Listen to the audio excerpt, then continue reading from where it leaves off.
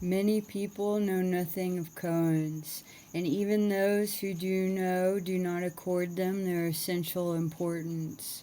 A koan is a question that a Zen master gives to a disciple who is then to meditate and reflect upon it, and sometimes immediately, sometimes years after, offer a response.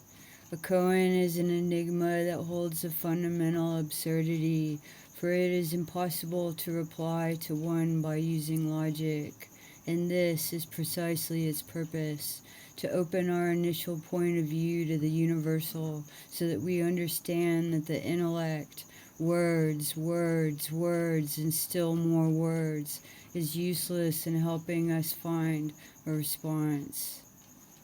In fact, we do not really live in the world. We live in a language. We think that we are intellect, but because we can manipulate ideas and that things become known and real because we are able to define them. But really, if we really want our life to change, we must undergo a mutation of the mind, opening the doors of the intuition and creative energies so that our unconscious becomes an ally. Some students take 20 years to find the right response to a koan. Others, instead of searching for a response that engages every aspect of their being, a response far more complex than the words of ordinary language, choose to identify with their intellect, offering a response that is actually a clever explanation. Then they, they then imagine that they have become Zen masters because of their cleverness. If our response to a koan leaves us as we were before, then we have resolved nothing.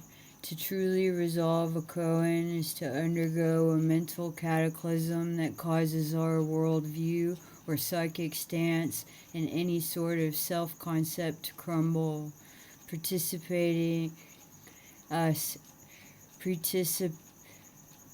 precipitating us into the void, a void that engenders us, enabling us to be reborn freer than before and for the time, to be in the world as it is instead of as we learned it is.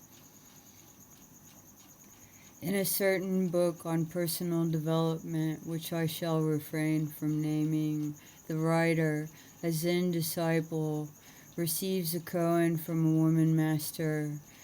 How can we get a goose out of a bottle without breaking the bottle or hurting the goose? Faced with the student's total perplexity, the master offers this response. The easiest way to get the goose out without hurting it is to put the bottle on its side and place some food outside the opening. Then the goose will simply walk out of the bottle.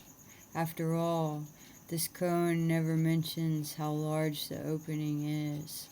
So, there's no reason to assume it's too small for the goose to pass through easily. Such an answer serves to show only the student's stupidity or cleverness. But the purpose of a koan is not to test students' cleverness. This so-called master cheated by imagining a bottle without a narrow opening. If that was the case, the goose would not be trapped in the bottle in the first place and could enter and leave as it pleased. In the real Zen tradition, the student spends days or months trying to resolve this enigma. One day, he appears before the master, beaming with joy. I finally solved the koan. How? Asks the Roshi spiritual leader. The goose is out, explains the student.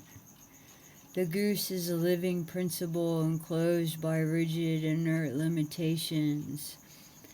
This answer shows that the disciple has actually freed himself from his logical intellect, which separated him from the totality of life to which his being belongs. But the writer of this book on personal development is convinced he understands it all.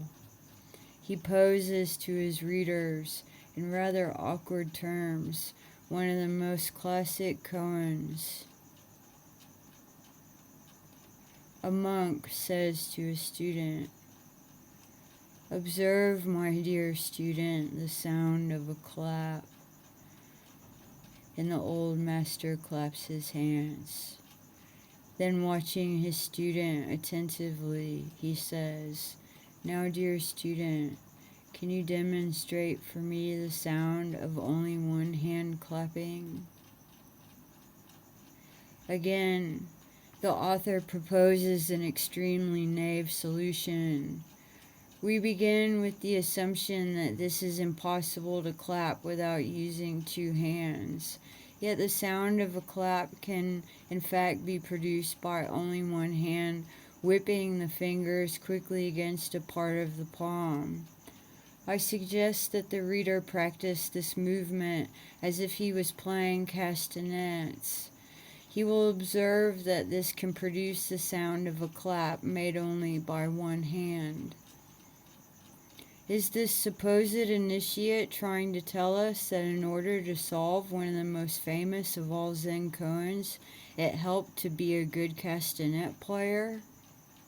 We cannot resist conjuring up the image of a severe, ancient Zen master whipping out a sword, cutting off both this initiate's hands with a single blow, and then asking, "Now what is the sound of no hands clapping?"